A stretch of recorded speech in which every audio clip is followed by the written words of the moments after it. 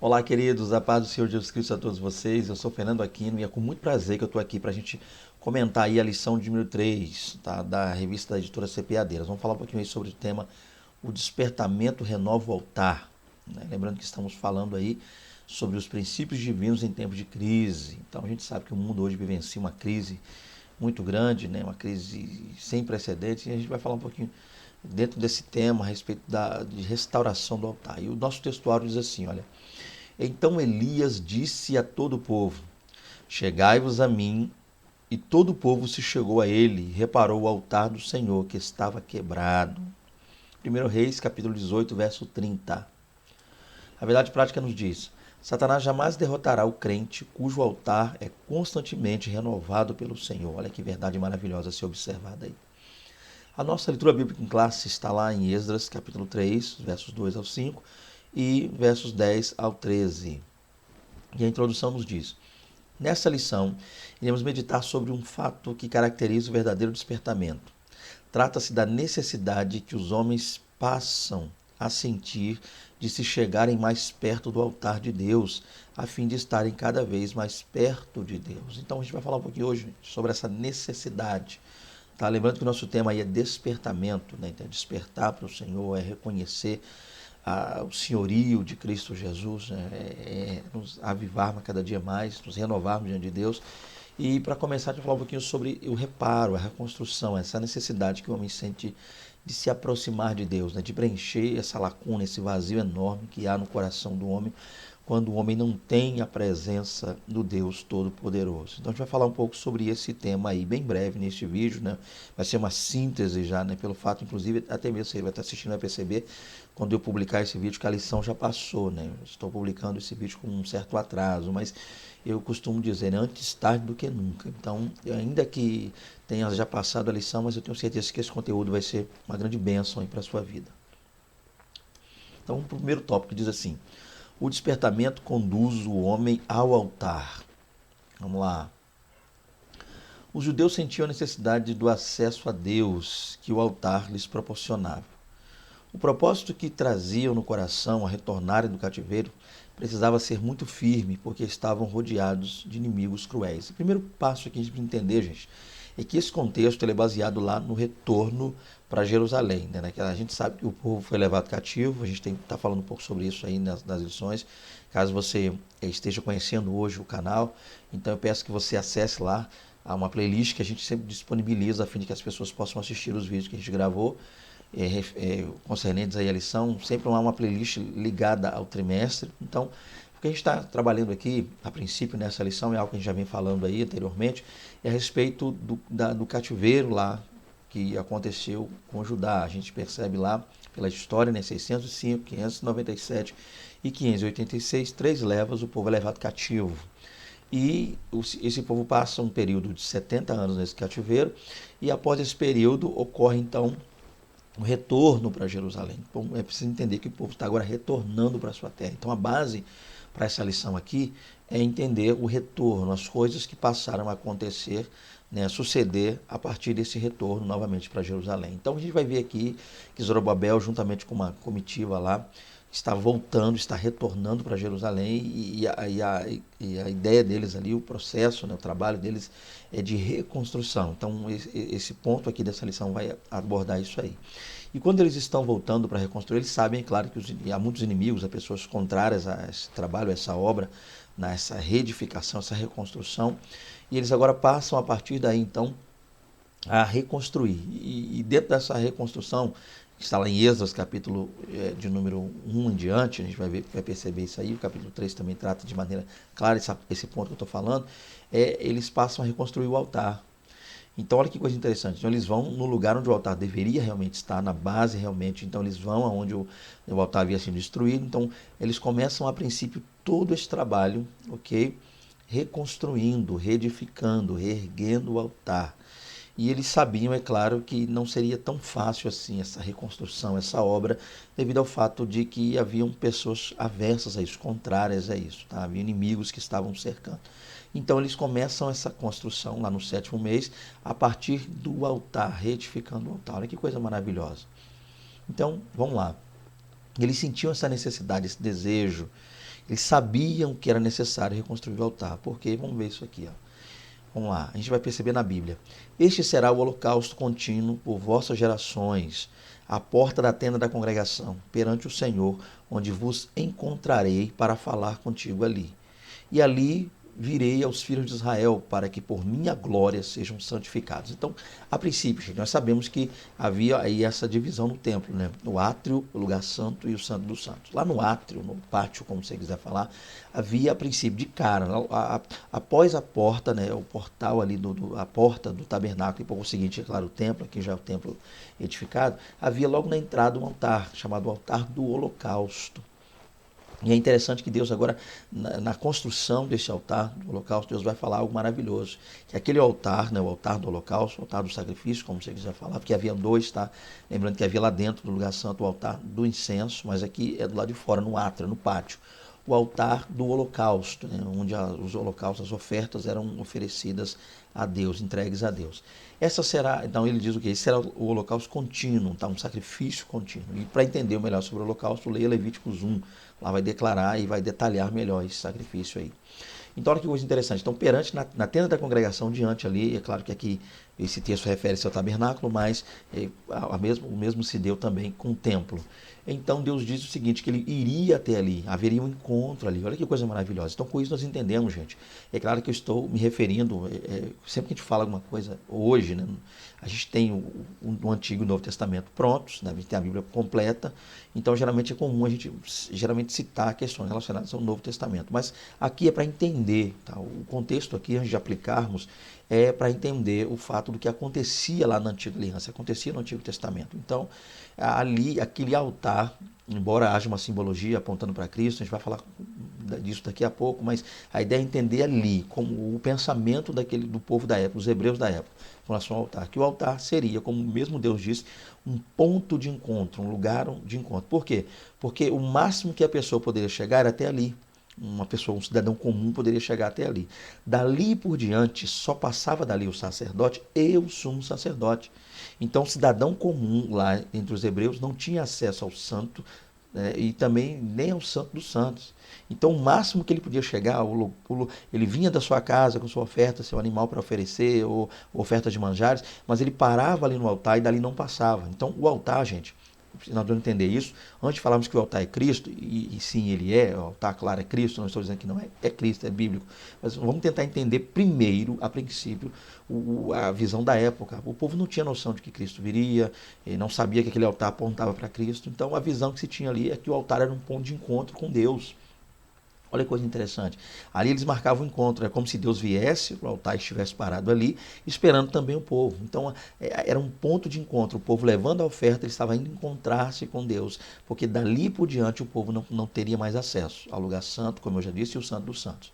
Então Deus diz, ó, e ali virei aos filhos de Israel. Então Deus diz, virei, olha que coisa linda. Ou seja, nós vamos encontrar ali. O altar é para nós, Deus dizendo, para o povo e eu, um lugar de encontro. Olha que coisa maravilhosa. Então a ideia de altar aqui é encontrar realmente com Deus. Tá? A visão que se tinha era essa. Lembrando, gente, que a gente precisa analisar um ponto importante também dentro disso. Quando Deus ali ele cria, né, todas as coisas, e ele cria o homem, modela o homem do pó da terra, sopra em suas narinas no fogo de vida. Então Deus passa a ter ali uma comunhão com esse homem, né? Ou seja, uma comunhão entre Adão e Deus. E Deus vinha, né, claro, Eva também, você entende, eu quero ser prático.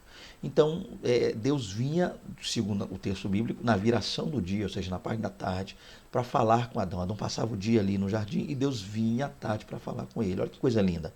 Deus cria o homem fora do jardim, põe esse homem dentro do jardim para lavar a terra ali, e Deus vem num certo determinado momento encontrar com ele. Então, para analisar esse ponto importante. Então, esse encontro que Deus tinha com Adão durante a tarde, ele deixa de acontecer como era quando o pecado entra no mundo. Com a entrada do pecado, esse encontro que eles tinham não existe mais. Prova disso é que o homem é expulso do jardim. Então, nós não vemos mais aquele encontro.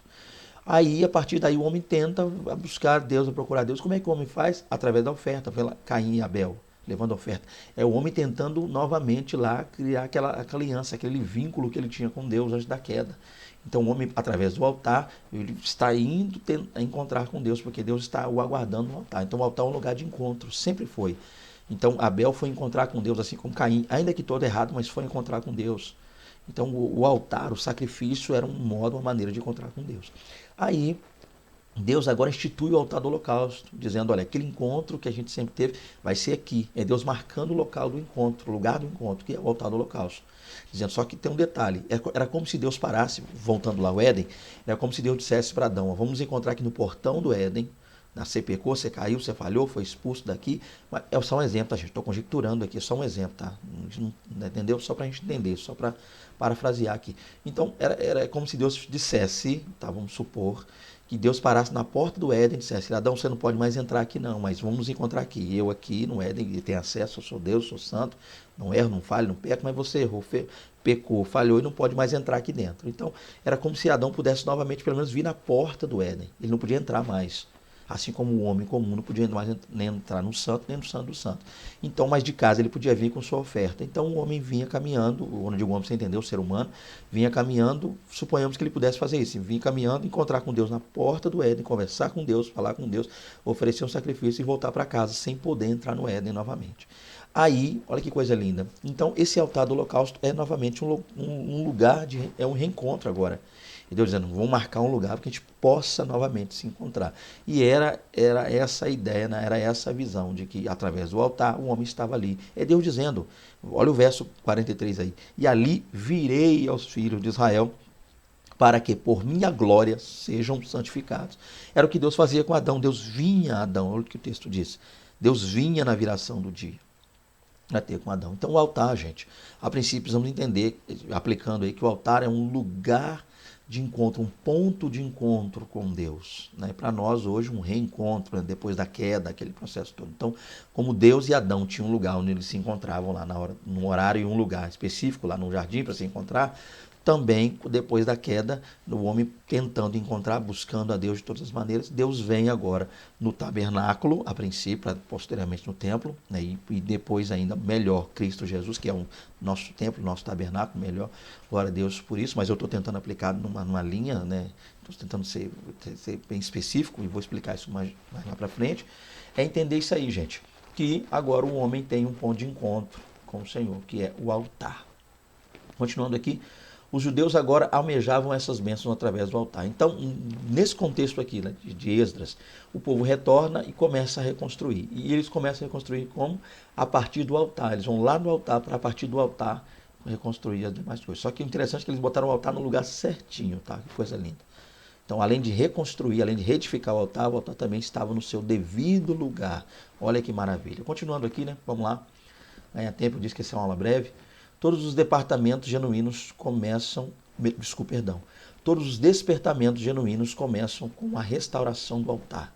Temos na Bíblia vários exemplos disso. Então a gente vai falar o seguinte, então a gente tem esse exemplo aí que a gente está trabalhando, que é o de Esdras, a gente percebe que o verdadeiro despertamento, o avivamento, como a gente assim diz, eles começam com isso aí, com a restauração. A gente vê aí despertamentos maravilhosos na Bíblia que realmente iniciaram a partir disso. Avivamento, a gente sabe que é pela palavra de Deus, claro, mas o avivamento ele começa quando há um encontro genuíno entre o homem e Deus. O homem realmente está interessado em fazer a coisa certa. O homem busca a Deus pelos meios certos e pelos motivos certos. Aí o avivamento começa a acontecer. Nós temos alguns exemplos disso aqui. Um dos exemplos está aqui, né? No tempo do profeta Elias, nos dias do rei Acabe. Gente, isso aqui, vocês vão perceber que eu não leio tudo, né, para ganhar tempo. Costumo ler o que eu ponho de vermelho, é proposital, né, a fim de que eu não venha ler muito e falar pouco, aqui comentar pouco.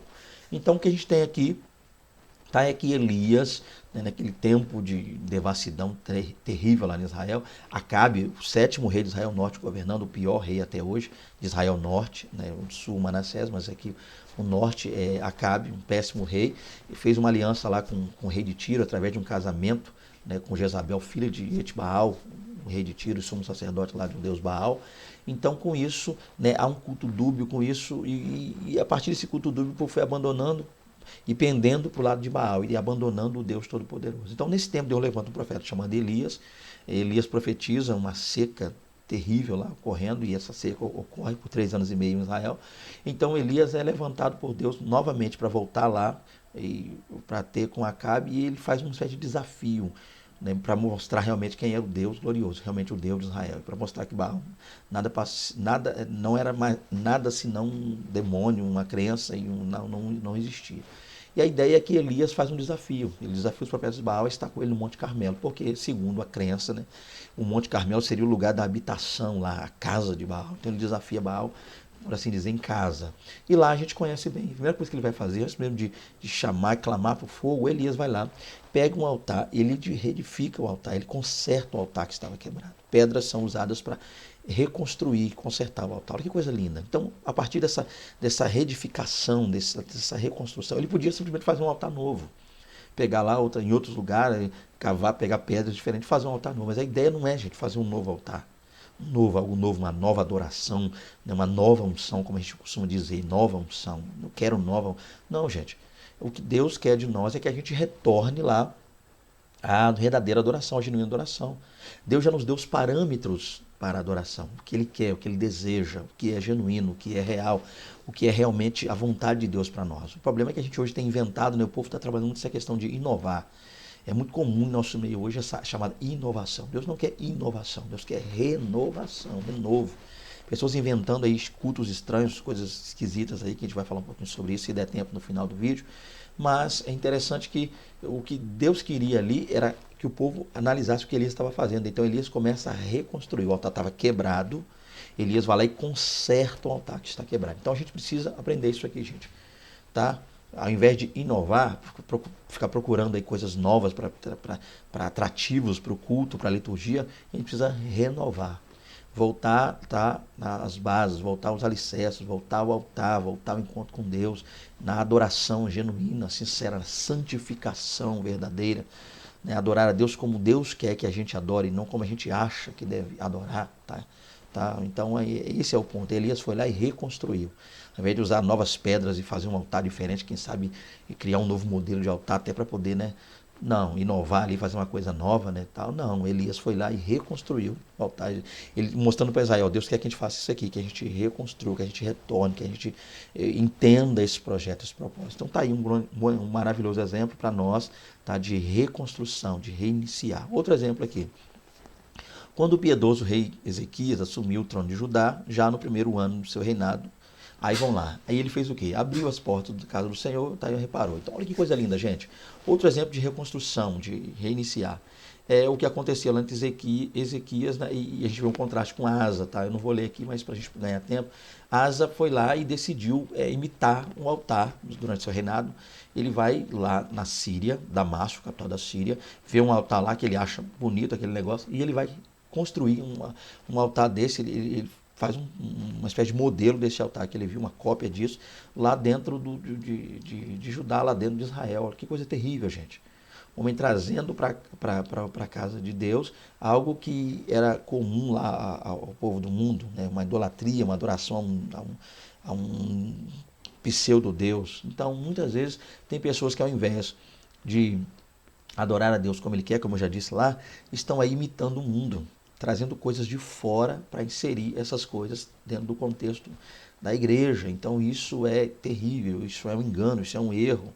Né? Pessoas que às vezes, em vez de orar a Deus para que Deus lhes inspire a fazer algo, preferem imitar o mundo. Pessoas que fazem uma letra gospel lá, com uma base lá, um instrumental todo mundo conhece, já cansou de ouvir lá no mundo, todo bagunçado. Deus nos inspira a fazer coisas para Ele, gente, coisas maravilhosas. Então eu dei um exemplo aqui, mas tem vários, né? Tá, que eu poderia citar aqui, mas acho que para a gente ganhar tempo e ser bem direto. Mas olha que coisa interessante. Mas a ideia aqui nesse slide, nesse contexto, é que o rei Ezequias foi lá, que quando começou a governar, ele jogou tudo no chão, destruiu tudo isso. Então ele reedificou, reconstruiu, fez o altar. Então aquele altar de imitação, aquele altar do mundo, aquele altar ao diabo, aquele altar à secularidade, foi destruído para que houvesse novamente um altar a Deus, todo glorioso Deus. Então que a gente tire de nossa vida, gente, tudo que imita o mundo, tudo que nos lembra o mundo, tudo que pareça com o mundo, tudo que faz com que as pessoas, às vezes, abandonem a Deus para irem ao mundo, né? Relembrar essas lembranças, essas coisas ruins que nada edificarão a ninguém, que a gente tire de nossas vidas os altares aí, né, da Síria. Vamos arrancar esse altar de Damasco da nossa vida. Quando os judeus voltaram do cativeiro, construíram um altar sobre as suas antigas bases, do modo como manda a lei, e sacrificaram o holocausto ao Senhor. Então, olha que coisa linda, gente. Eles voltam lá, voltando ao slide, o primeiro slide lá, a gente percebe isso ao início, lá em Esdras, eles estão voltando, eles começam a reconstruir, né, Jesua, está ali naquela obra, Zorobabel, então eles passam a construir o altar, e além de construir um altar, ou melhor dizendo, né, reconstruir o altar, iniciar aquele processo, eles agora vão lá e vão oferecer holocaustos. Além de fazer, né, além de fazer o que Deus queria no que tange novamente ter o altar de pé, eles vão dar continuidade através dos holocaustos. Olha que coisa linda, gente. Olha que coisa maravilhosa. Então Deus não quer que a gente faça o que Ele quer só uma vez. Isso fala de reconstruir o altar. Deus quer que a gente continue fazendo. Uma vez reconstruído, que haja nesse altar holocausto, sacrifícios a Deus. Tá? Aí você já entendeu, gente. Essa ideia de holocausto, sacrifício aqui, hoje o problema é que isso aqui, na atualidade, isso virou outra coisa. Né? A pessoa só pensa nisso aqui, ó. Tá? Sacrifício, não estou falando disso aqui não, você entendeu onde eu quero chegar, tá? Nos oferecermos por completo, como oferta agradável a Deus, na obra de Deus, por amor a Deus. Continuando aqui, vamos lá, segundo tópico. Cristo, o centro da nossa comunhão com Deus. No tempo do Antigo Testamento, o altar era o ponto central do culto a Deus. No tempo do Novo Testamento, o sacrifício de Jesus no Gólgota é o grande acontecimento para o qual o altar apontava profeticamente. Lembra lá que eu falei? Então a gente precisa analisar contexto dentro de contexto. No contexto do primeiro tópico, a gente percebeu o altar analisando, claro, na visão da antiga aliança. Então o altar, como eu já disse aí, reitero, era um local de encontro, um ponto de encontro. O altar era um lugar onde se sacrificava, havia aquela busca por Deus, tá? O retorno a Deus, a busca por Deus, estar perante a Deus presente. Mas o altar do holocausto limitava, então ele limitava o lugar até onde a pessoa podia ir, porque dali por diante não podia mais passar ao cidadão comum, como eu já disse, reiterando, né? Somente o sacerdote, eu sou um sacerdote. Mas a partir da nova aliança, que maravilha. Então aquele altar do holocausto apontava para Cristo. Cristo é o altar, o holocausto verdadeiro. Ele não só é o altar, o lugar onde se oferece, como é também a oferta, o sacrifício vivo. Que maravilha, o holocausto. Lembrando que o holocausto aponta para uma oferta que era toda queimada, toda entregue, não entregue em partes. Então o que Deus quer é que a gente se entregue a Ele por completo. E Cristo é o nosso holocausto, Cristo é a nossa oferta. Então aquele altar que a gente via lá, na Antiga Aliança, hoje é exemplo, protótipos, exemplos desse altar, apontava exclusivamente para Cristo. Então Cristo é esse altar. Vamos ver aqui, vamos falar um pouquinho sobre isso então, nesse tópico. Toda a Trindade atuou ativamente na morte expiatória de Jesus. Então, gente, a pessoa de Cristo em vida, a morte vicária de Cristo, a ressurreição, tudo isso apontava já para esse processo do que Deus queria fazer no altar, esse retorno. Então, é o que Cristo falou, eu sou o caminho do altar, eu sou a verdade, o verdadeiro sacrifício, eu sou a vida, ou seja, havia morte no altar, matava-se o animal, mas Cristo, a morte do animal apontava para a vida, que coisa linda, tá? Que nós precisamos ter com Deus, que é a vida eterna. Então Cristo disse, eu sou o caminho até o altar, até Deus, eu sou a verdade, o único verdadeiro sacrifício, o único verdadeiro, um genuíno, tá? Que havia um sacrifício lá de pessoas que sacrificavam animais, muitas vezes com mancha, mácula, mas Cristo está dizendo que sou a verdade, o verdadeiro sacrifício sou eu. Tá? E o seu caminho é a verdade e a vida, ele é a vida, ele nos traz a vida eterna. E ninguém, olha, percebe isso aqui, gente, ninguém vem, ele disse ao Pai, senão por mim. Então Cristo é o nosso altar, é o encontro com Deus, e a partir desse encontro a gente consegue voltar novamente para o Éden, numa simbologia, né? Adão consegue entrar de novo no Éden, tá? E a gente consegue entrar no Éden espiritual, que é o céu lá, o céu do santo com Deus, de Deus através de Cristo. Então, a gente ninguém, inclusive nem um sacerdote, nem um sumo sacerdote, ninguém ia direto, entrava pelo aquele portão e ia direto lá para o Santo do Santo. Não. O primeiro lugar que a pessoa passava, não tinha como chegar lá no Santo do Santo, nem no Santo sem passar pelo altar. O altar é o início de tudo. Tá? Então, é o que Cristo disse, ninguém vem ao Pai senão por mim, ninguém chega lá no Santo do Santo se não passar pelo altar, que é Cristo o nosso altar. Ok? Então, durante esse processo aí da morte de Cristo, toda a Trindade atuou. A gente vai ver isso aqui, ativamente, de maneira ativa, tá? Ninguém na Trindade, Pai, Filho e Espírito, ficou só observando. Houve uma ação da Trindade aí, né? No sacrifício de Cristo. Vamos lá, o Pai Celestial. O Pai, antes da fundação do mundo, o Pai planejou a obra redentora com o sacrifício de seu Filho, de Jesus, seu Filho. Então, vamos lá. O Pai Celestial planejou a obra redentora com o sacrifício de seu Filho. Então, qual foi gente, a gente precisa entender uma coisa. É claro que a ação da Trindade foi plena, todas as áreas. Mas para ser didático, a gente muitas vezes divide a fim de entender e explicar melhor isso aqui, porque é um mistério. Mas vamos lá. O Pai Celestial, então, ele planejou. Nós entendemos que Deus, Pai, planejou, né, toda a obra da salvação, todo o sacrifício de Cristo, tudo concernente à salvação. Já Cristo Filho, né, o Filho de Deus, entregou-se a si mesmo em oferta de sacrifício, ou seja, no altar ali, Cristo, além de ser o altar, foi também a oferta. Então era como tal, que coisa linda, o que acontecia, a pessoa trazia a oferta e entregava na mão do sacerdote, ela era sacrificada naquele altar do local. Só que Cristo, além de trazer a oferta, ele se trouxe como oferta, ele era a oferta. E além de ser o lugar onde a oferta ia ser entregue, o altar do holocausto, ele também era a oferta. Olha que coisa linda. Então o Pai planejou, Cristo executou, pôs em prática a obra. Assim, ele foi ali o sacrifício. E por fim, o Espírito Santo, né, ajudou o Filho a vencer todos os obstáculos que se levantaram contra ele, até chegar à cruz. Ou seja, o Espírito Santo, ele tornou possível tudo aquilo. Em que sentido? Tá? Não que o Pai não pudesse fazer, nem que o Filho pudesse fazer. A ideia é que o Espírito Santo agiu e age até hoje, a fim de fazer-nos entender, ele que nos faz entender todo esse sacrifício. Então o Pai planejou, o Filho foi lá e executou, e o Espírito Santo trabalhou a fim de que tudo aquilo ocorresse até o momento certo e agiu lá e age em nós também, no sacrifício de Cristo. Continuando, o Espírito Santo quer, pelo despertamento, mostrar aos homens a grande vitória de Jesus no Gólgota. O Espírito Santo quer iluminar o entendimento dos homens para esta grande realidade, depois de ser iluminados, suportados grande combate e aflição. Está lá em Hebreus 10, 32. Então, gente, o que o Espírito Santo, a partir dessa obra de Vicário de Cristo, tá? Para mostrar, o Espírito Santo, então, ele passa a partir daí a atuar em nós, mostrando isso. Em que sentido? O Espírito Santo, ele nos ilumina. E como é que ele nos ilumina? Revelando, ensinando e explicando o verdadeiro significado da morte de Jesus Cristo. Então, na morte de Jesus na cruz. Então, o que o Espírito Santo faz aí?